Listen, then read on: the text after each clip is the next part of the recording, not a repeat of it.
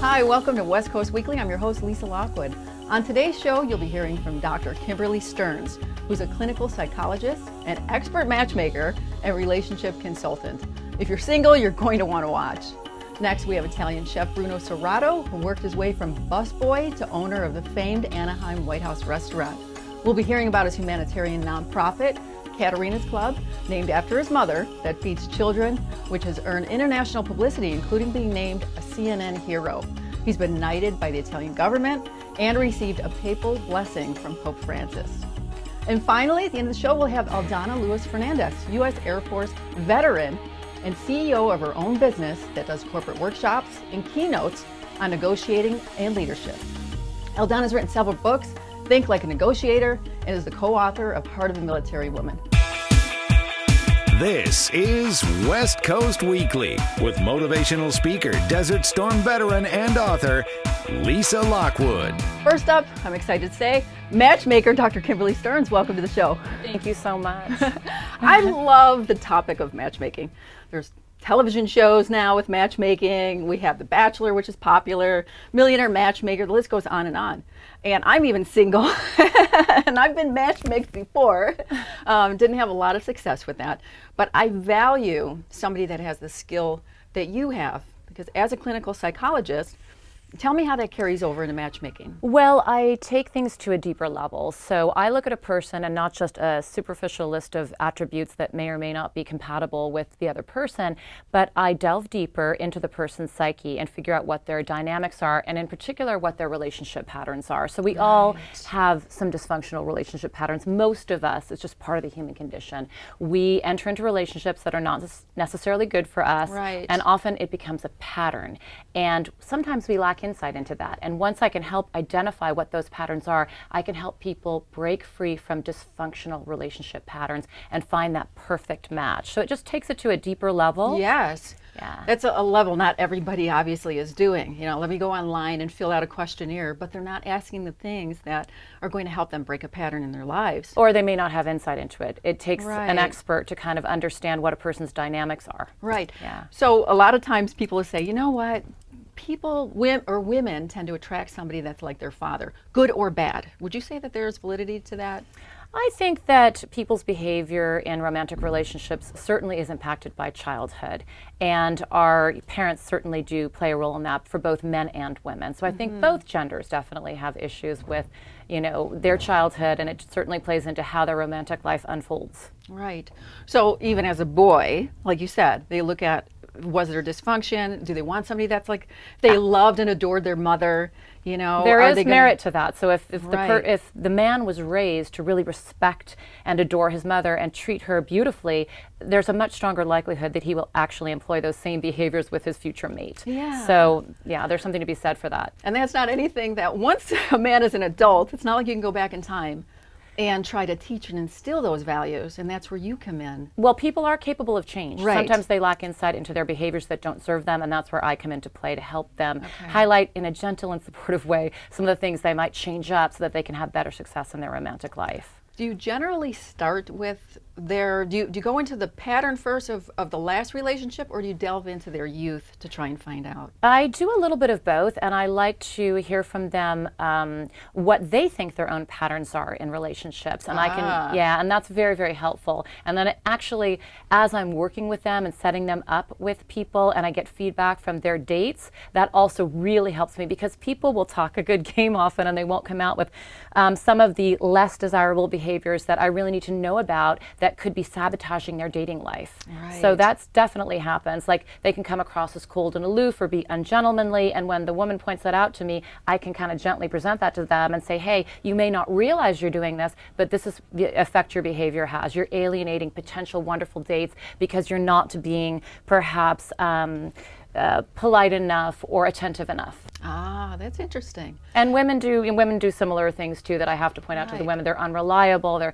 They can have unreliable behaviors, especially the hotter they are, the more in demand they are, the less reliable they often are. So I want the insider secrets. What would you say, let's go with both genders, what would you say is the primary grievance or complaint women have today about men and why they're not in a relationship? Well, that can be geographically specific. So in LA, you have a lot of Yeah. really beautiful, over-the-top women who are models and actresses, and they often perceive that men want them as kind of a trophy, and that the men aren't really willing to commit, that the men have a hidden agenda, that none of the men take them seriously.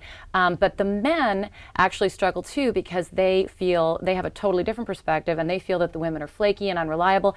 And these women who are highly sought after do tend to command a lot of attention, so they are constantly bombarded on social media, online, Right. and so they feel like they can't really capture the woman or get her to settle down with them. So they each have unique perspectives, and I think the truth lies somewhere in between. So you talked about geography. Do you encourage women or your gentlemen to go outside of their general area? Well, sometimes I do, and a lot of times people are mobile in their lives. I deal with a lot of fairly successful people, and they're fairly mobile.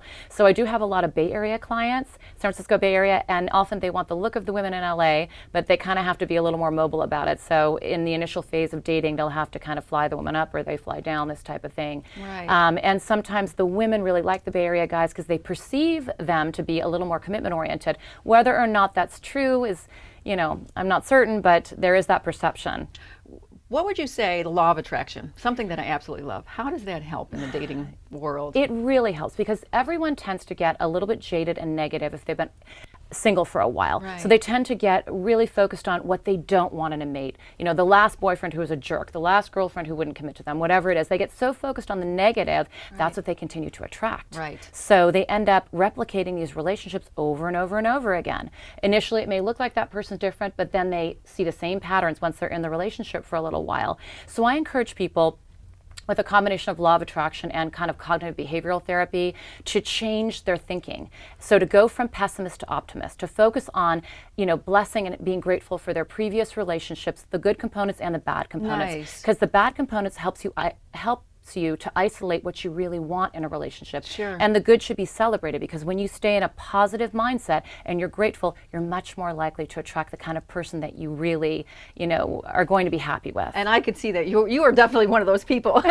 So you're in a great position to teach that Thank to your you. clients, to let them know to come from a sunnier side. to Absolutely. be just grateful in life and hold that disposition. It'll allow them to be able to attract that. And I do that, and I haven't given up on love. I've been twice divorced, and I have value that came from both of those relationships that I'm so, so grateful for. Well, I'm hoping I'll find that third husband Oh, for well, you. thank you. If people want to get in touch with you Yes. for your services, They what's the best can. way to do that? Either email me, or they can go to my website, chrysalis-connections.com. Thank you so much for joining us. Thank you. And we'll be right back. Thank you for watching West Coast Weekly. Stay tuned. Parent, I really hope to speak to you if you have a son or daughter in high school. I don't need to tell you how bright and talented they are. You witness that throughout their lives. But have you ever thought that maybe your son and daughter are gifted enough that they could be earning an incredible salary without ever having to go to college? In Bob Walter's book, Facing Reality in American Education, his heart's desire is for each child to be looked at individually, not as a group, and so discovering ways to help them achieve as quickly as they can. Because it's no secret, they are truly gifted. Don't you agree? Buy it today. There's nothing that can bring more joy than a young boy or girl smiling or laughing so loud they can't stop. At ilovemybears.com, we love to see that, and we're so thankful that we get to hear the reports of these little ones loving their newfound friend. I love my bears, soft, cuddly, and to top it all off, made one at a time by master seamstress Patricia Haynes. Go to ilovemybears.com and get your bundle of joy today. Not only will you be happy you did, but watch the smile of your little one the first time they get to hug their very own. Hi, my name is Tom Julian, the author of The Shepherd. There's hundreds of thousands of people who have felt like the title character of The Shepherd, Tony Castanelli. Alone, no family to count on, friends are becoming few and far between. But God has a way of looking down on those lonely hearts and somehow in His own beautiful way bring people into our lives who can help us find the direction and purpose that we all need and the happiness we all desire. This is that story. It's a simple read, but it's an inspiring moment. Buy yours today. Many of us know that high school today is not the same as high school in the 60s, 70s, etc. Pressure to achieve, the competitiveness, the anxiety to fit in, and the loneliness has made being a teenager a pretty tough job today. In Bob Walter's new book, Facing Reality in American Education, he looks at ways to help these young people understand just how amazing they really are and for the students to know that their gifts are theirs alone and they are created with those gifts to excel and be all that they can be. I'm sure you agree. Pick up your copy today. There's nothing that can bring more joy than a young boy or girl smiling or laughing so loud they can't stop. At ilovemybears.com, we love to see that, and we're so thankful that we get to hear the reports of these little ones loving their newfound friend. I love my bears. Soft, cuddly, and to top it all off, made one at a time by master seamstress Patricia Haynes. Go to ilovemybears.com and get your bundle of joy today. Not only will you be happy you did, but watch the smile of your little one the first time they get to hug their very own. Hi, my name is Tom Julian, the author of The Shepherd. You know, there's hundreds of thousands of people who have felt like the title character of The Shepherd, Tony Castanelli. Alone, no family to count on, friends are becoming few and far between. But God has a way of looking down on those lonely hearts and somehow in His own beautiful way bring people into our lives who can help us find the direction and purpose that we all need and the happiness we all desire. This is that story. It's a simple read, but it's an inspiring moment. Buy yours today. Parent, I really hope to speak to you if you have a son or daughter in high school. I don't need to tell you how bright and talented they are. You witness that throughout their lives. But have you ever thought that maybe your son and daughter are gifted enough that they could be earning an incredible salary without ever having to go to college? In Bob Walter's book, Facing Reality in American Education, his heart's desire is for each child to be looked at individually, not as a group, and so discovering ways to help them achieve as quickly as they can. Because it's no secret, they are truly gifted. Don't you agree? Buy it today. Hi, welcome back to West Coast Weekly, and in studio today I have the honor of having Chef and Sir Bruno Serrato from Anaheim White House. As I mentioned before, he's a humanitarian and started and created Katerina's Club in honor of his mother, and I want him to tell you a story about that. Welcome to the show. But ciao, I'm so happy to be with you today. You make my week, honestly. Thank you. You're such a gentleman. Thank you. So aside from the industry, being an entrepreneur, being a humanitarian, running a restaurant, you are the chef. You have also created Katerina's Club in honor of your mother. Can you tell me about how that started? But that is all my passion. This day of, I love restaurant business, but Yes. the Katerina's Club. April 18, 2005, Okay. Mom visited me from Italy. We went to a Boys Girls Club just to spend time with children, right? It was a 7-year-old kid eating potato chips. Yeah. And the director said, most probably that is his only dinner. He'll probably live in a motel room or in a garage or in a Section 8. It's like, wow, that's sad. Explain that to my mom. She looked at me as an Italian mom. What did she say? Bruno, why don't you feed him pasta? Yes. That was Oh, the first plate of gosh. pasta. Today, we are at 4,000 pasta each day, 5 days a Oh week. my goodness. Oh my goodness. And It from keeps one Boys growing. Girls Club to one location, we are in 62 locations in Orange County, Wow. 20 cities. Our project expanded in Long Beach, Los Angeles, Chicago, New York, Italy, Africa, and Mexico. I had no idea. Yeah, It keeps Katerina's going. Club went worldwide, But we take care of Orange County because this is where I do the fundraise for my program and everything. Yes. But this is an amazing project, feeding the kids in America, that's my passion today. Is there a way people can help and contribute to Katerina's Club? Yeah, but one of the beautiful things I did this year, I launched my book. It's called Power of Pasta. Yes. 100% of the profit go to the Katerina's Club. And you see the whole story of what I start with, which is right here. I want to Yes. show you the Yes. here. I love and that that. is a really amazing book. What a handsome man. I know, I'm just kidding. But it's really great. I mean, you can see the website. But if you go to my website, anaheimwhitehouse.com Yes. or katerinasclub.org, Yes. you can see the project of Katerina. You can contribute with that. Contact me anywhere. But the book is on Amazon.com, is on Barnes Noble. Yeah. The whole story, all the information, Katerina's project is in there. I just have to repeat this. I'm just so honored to know somebody like you who makes such a large impact. And the ripple effect just keeps going on and on and on. I think what it does is not only does it want to help people contribute to yours, they're coming up with ideas and spawning ways that they can help the world and make it a better place. So I truly honor you for that. Well, thank you. The project also expanding different programs. Also, the Work from Home project, What is which that? is if you live in a motel room, you have to pay $50 a night. It's not for free, right? Right. Those people can afford to live in an apartment if they want to, but they can't afford the first and last month deposit. They might start to qualify family. If you have a job for 6 months and they have a couple kids, I pay first and last month the deposit, move them to an apartment. Up to date, we moved 155 families so far, which is over 1,000 people. Incredible. An hospitality program, Wow. number 3 project. Yes. Kids, when they're teenagers, they cannot go to the Boys Girls Club. What I start to do, I teach them how to be a busboy, a waiter, dishwasher, like I was. You give them opportunities to... Opportunity to look for a job, to learn. Yes. Like that, when they don't go to Boys Girls Club, they can apply a job and help themselves and help their family. How much sleep do you get a night? 3-4 hours. Oh my gosh. I don't have time. And you live off of pasta. Viva la pasta. That's amazing. I know Anaheim White House had underwent a fire, and I also saw that the news anchors had come out and interviewed you. Now it's just expanding. It's even bigger and better. Would you say, because when that initially happened, we can perceive that as catastrophic, you know? But your attitude and where you are right now, can you just walk me through that? Yeah, it was February 4th on 2017 when I got the phone call at 5 a.m. Yes. Then my restaurant was on fire. I think it was a joke, but obviously the guy insisted. I went to the restaurant.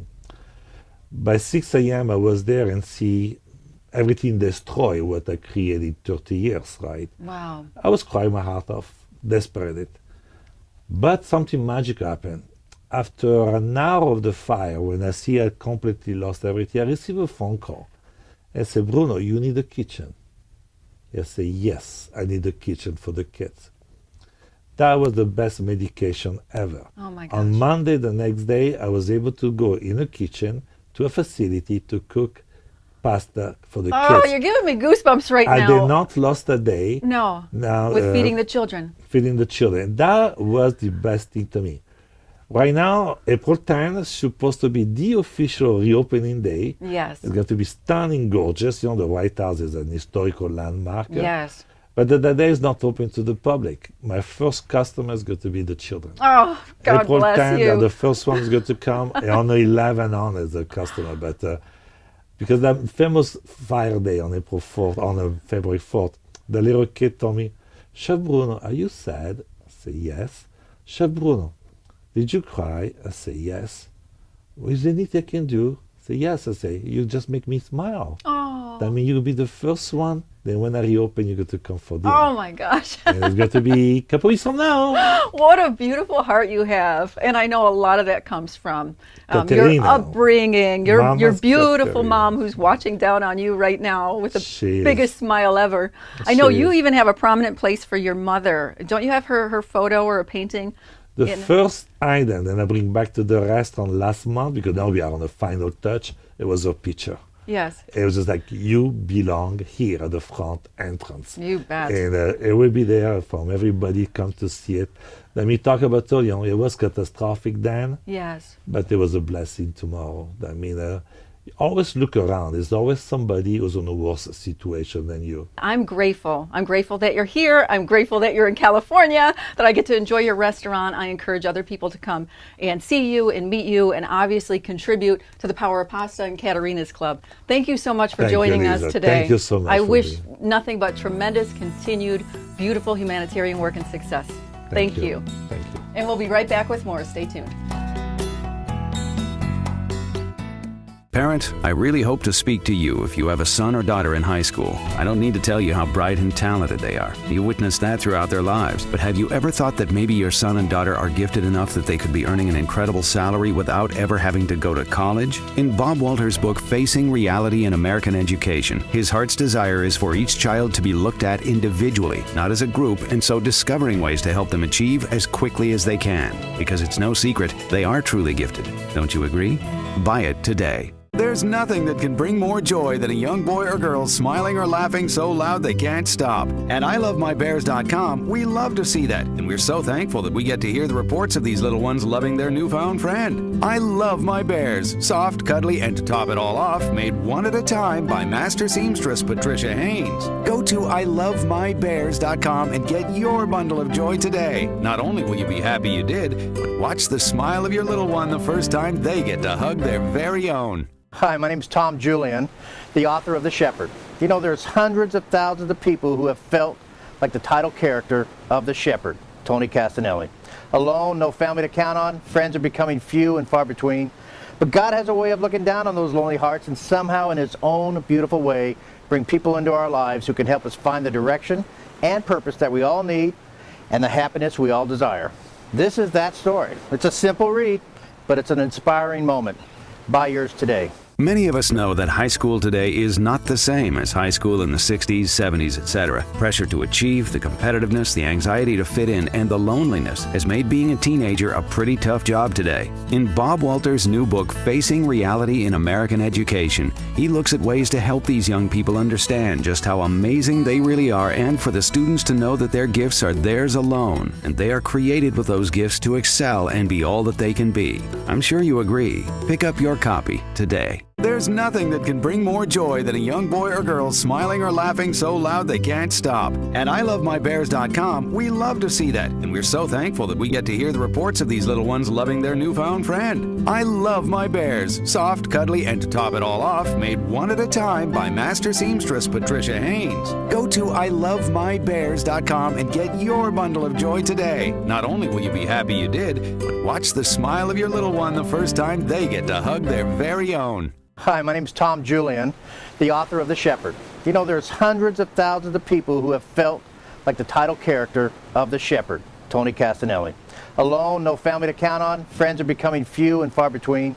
But God has a way of looking down on those lonely hearts and somehow in His own beautiful way bring people into our lives who can help us find the direction and purpose that we all need and the happiness we all desire. This is that story. It's a simple read, but it's an inspiring moment. Buy yours today. Hi, welcome back to West Coast Weekly, and I'm excited to share my final guest with you today.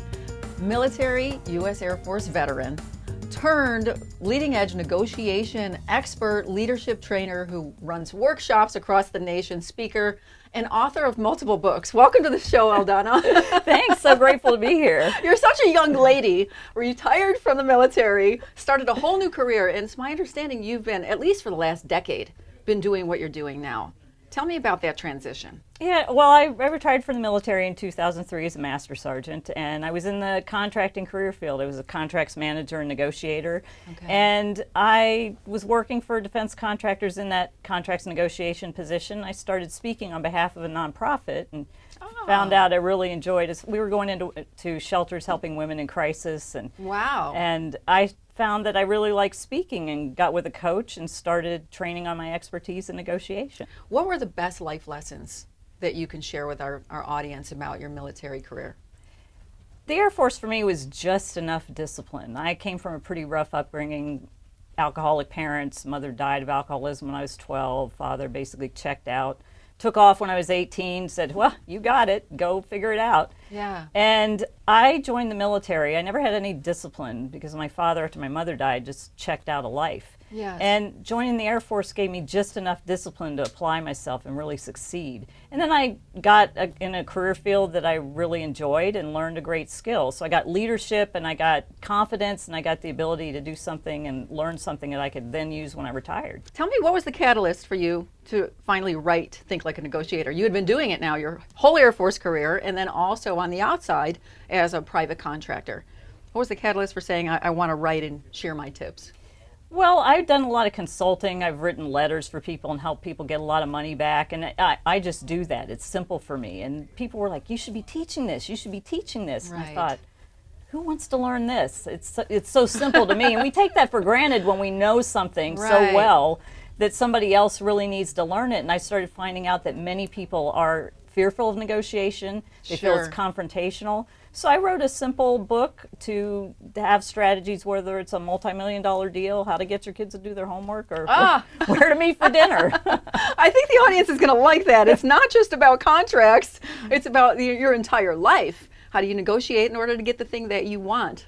My first experience with negotiating was on a beach when they were selling, some seashells and that sort of thing, and I didn't realize that if you say no, they'll lower the price. So that was a first little stint in it, but this is fantastic for anybody who wants to get their kids to do something. So parents, this is a great book, but then also people who are in the business world, in order to find out what's the best way that you can do that, where I would imagine it needs to be win-win. Right, and that's what is in the subtitle on my book, Creating Win-Win Results. Yes. And win-win doesn't mean, I'm going to win, you're going to win everything you want. It means that I'm going to give a little, you're going to give a little, and once we agree and shake hands and ink that deal, as long as we feel good about it, that's a successful win-win negotiation.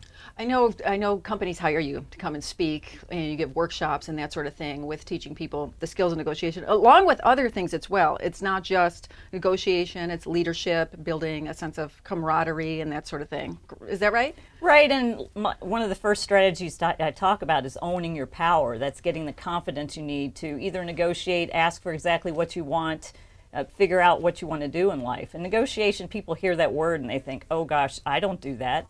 But really, if you ask somebody to meet you somewhere at a certain time, you make an agreement as to what time, that's a negotiation. All those strategies apply across the board. Right. I understand that you had a recent trip to Kenya. Can you tell us a little bit about that experience? I thought I was going to go simply to maybe get my hands dirty and build something, or we gave out a lot of food and did a lot of outreach, but I got to use my speaking skills and some of my own story to share with kids, with women, with men, in prisons, in schools, all in slums. We went to all kinds of different places, and those people there inspired me so much, because despite the fact that they don't have a lot, they have hope and they have joy and they're happy. The one place I went was a slum where these women were, they'd gotten some microloans from another woman who had visited over there, and they're making beads to sell so they can buy food for their families, take people to school. I kind of brought one of the beads here. This is made out of magazines. Oh my goodness. They handcraft that, and I had an idea to go into business with them, so I bought several of them, and when I speak, I sell them in a package with my books, and the money goes back to help more women. Oh my gosh. You buy the beads in advance, is that what it is? And then you're able to sell and then while I was there, I had some cash. Beautiful. And I bought a lot of beads and brought them back, and I've just about sold out, and I have some more that have come back. I just have to meet with the person who brought them back. It's